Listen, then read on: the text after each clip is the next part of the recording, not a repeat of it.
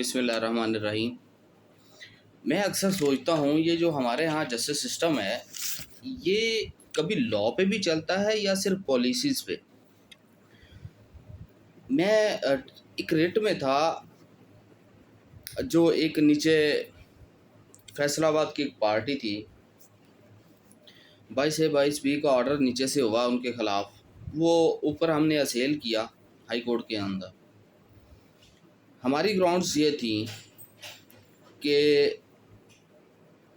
इसमें से जो चेक है वो चेक है 37 लाख का, उसमें से 10 लाख की जो पेमेंट है ना वो प्रूव्ड है, वो हो चुकी है और पार्शल पेमेंट हो चुकी है। पार्शल पेमेंट के बाद ये चेक ऐसे आ ही नहीं सकता, ना इस पे FIR हो सकती है, बट उन्होंने हमारा इस पॉइंट को सुना ही नहीं कि जी नीचे ऑर्डर में इलीगैलिटी कोई नहीं है, ये साबित करेंगे, FIR के बाद इन्वेस्टिगेशन होगी, फिर so and so.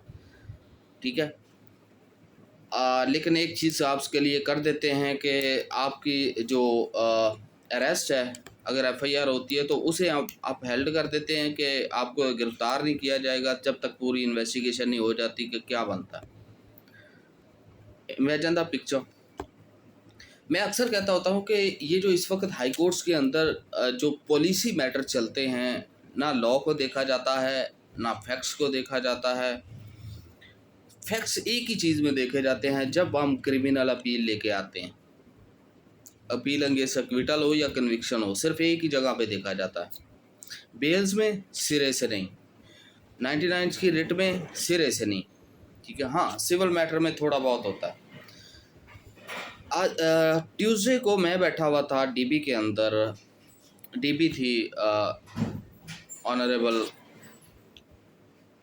Farooq Haider साहब की,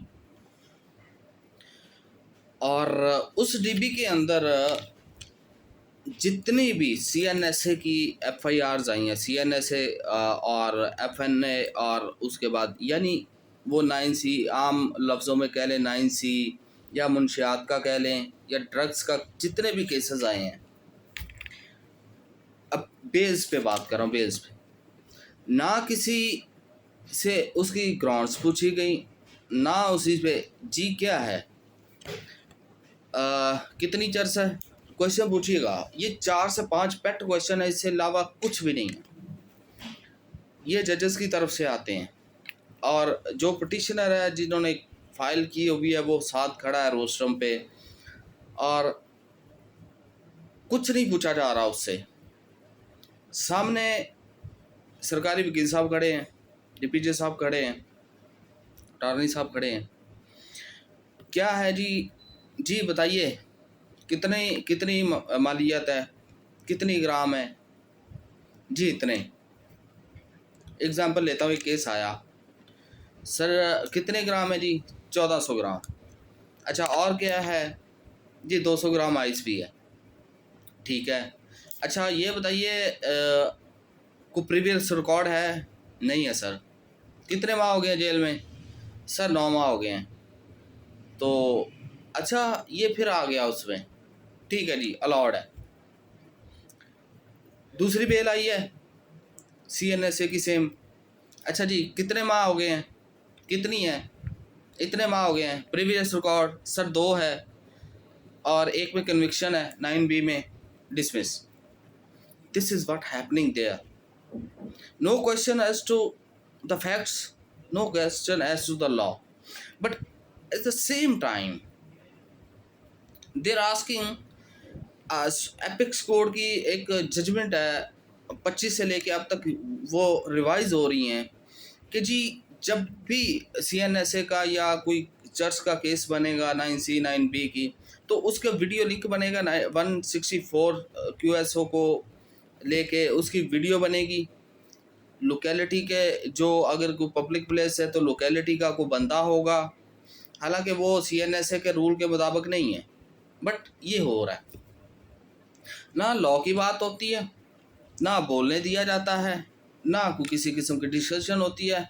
ओके जी सर, एक केस ऐसा आया, हम बैठे हुए थे और कहते हैं जी अच्छा जी बताएं सर कितने माह हो गए हैं? सर ये गालबन उसे 4 माह हुए थे। कितनी है? 1420 ग्राम। अच्छा, खारिज करें या वापस लेनी है?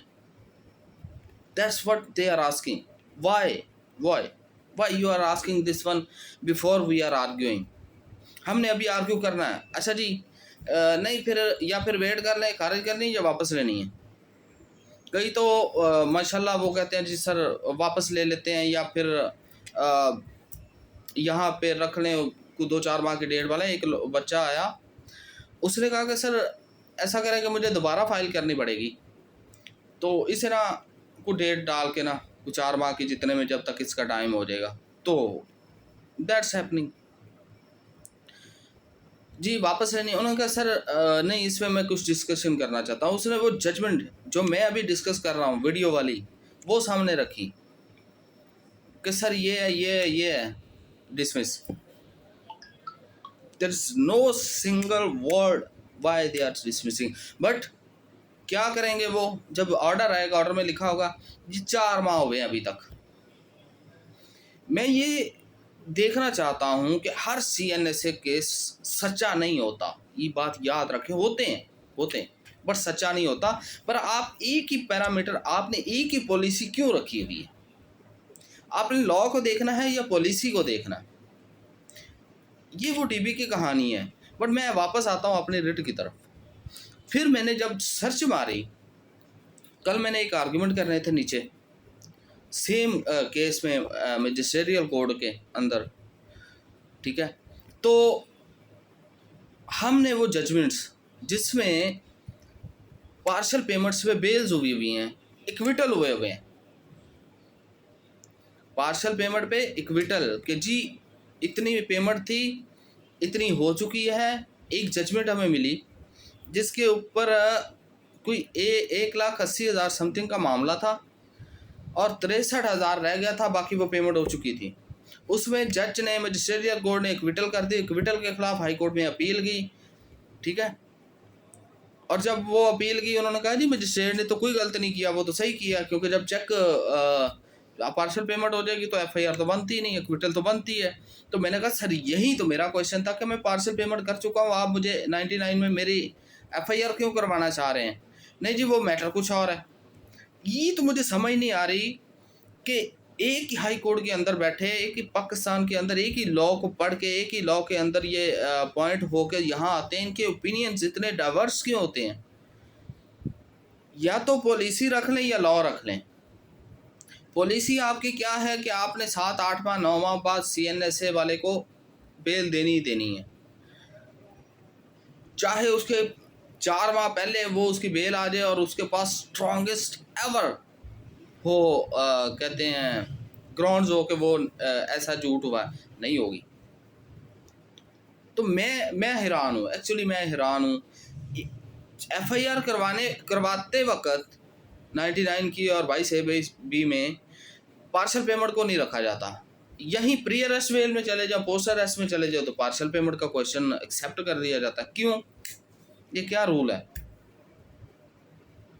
कुछ एक जस्टिफिकेशन होनी चाहिए ना, एक पैरिटी होनी चाहिए किसी चीज़ में आते हुए।